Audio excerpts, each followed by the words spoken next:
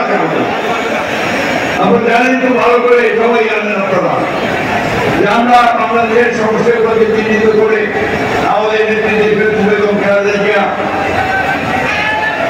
2014 সালে vision for Bangladesh 2030 দিয়েছিলেন। অর্থাৎ সেখানে তিনি বলেছিলেন যে রাষ্ট্র কাঠামোর পরিবর্তন করা দরকার। ঠিক একইভাবে আমরা আন্দোলন করছি হাসিনার বিরুদ্ধে, সরকারের বিরুদ্ধে, তখন আমরা মনে করেছি এবং আমাদের নেতা তারেক রহমান মনে করেছেন যে এইভাবে বাংলাদেশ চলতে পারে না। এই জন্য কি করেছেন, সমস্ত রাজনৈতিক দলগুলোর সঙ্গে কথা বলেছেন, কথা বলে যারা কৃষকদের কৃষি পণ্যের ন্যায্য মূল্য পাবে, ধান চালের ন্যায্য মূল্য পাবে, শ্রমিকদের মজুরি পাবে, ছাত্ররা পড়ার সুযোগ পাবে, ছাত্র সেবা পাবে এবং পড়াশোনা শেষ করে কাজ করার সুযোগ পাবে, কর্মসংস্থান সৃষ্টি হবে।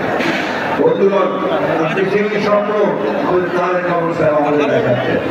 তিনি ফ্যামিলি কার্ডের কথা বলেছেন, অন্যান্য অনেকগুলো নতুন চিন্তা বাংলাদেশের সাথে নিয়েছেন। তিনি হয়তো শুরু করবেন। আমি শুধু একটু বলতে চাই, প্রিয় বন্ধুরা, আজকে আমাদেরকে ঐক্যবদ্ধ থাকতে হবে। অনেক চেষ্টা করা হচ্ছে বাংলাদেশে বিভক্তি সৃষ্টি করবার। আমাদের পাশের দেশে ভারতবর্ষে হাসিনা করে নিয়েছে, তার রোগ বলেনি। সেখান থেকে সে মাঝে মাঝেই হুমকি দিচ্ছে যে তারা বাংলাদেশে আক্রমণ করছে। শুধু তাই নয়, এখানে তারা বিভিন্নভাবে পরিযোগ সৃষ্টি করার চেষ্টা করছে। আজকের এই সমাবেশ থেকে আমাদেরকে শপথ নিতে হবে যে আমরা কোনোদিনই আমরা হাসিনাকে আর এই দেশে রাজনীতি করার কোনো সুযোগ দিব না। শপথ নিতে হবে যে আমরা কারো কাছে কোনো মাথা নত করবো না।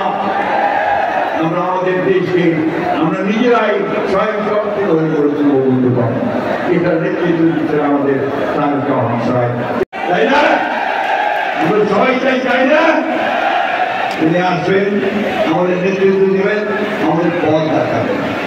বন্ধুরা, আসুন আজকে আমরা এই শপথ গ্রহণ করি যে আমরা সবাই ঐক্যবদ্ধ হয়ে আমরা তারেক রহমান সাহেবের নেতৃত্বে আমরা এই দেশকে সত্যিকার অর্থে শহীদ প্রেসিডেন্ট জিয়াউর রহমানের যে স্বপ্ন ছিল, যে স্বপ্ন, সেই স্বপ্নগুলোকে আমরা বাস্তবায়িত করি।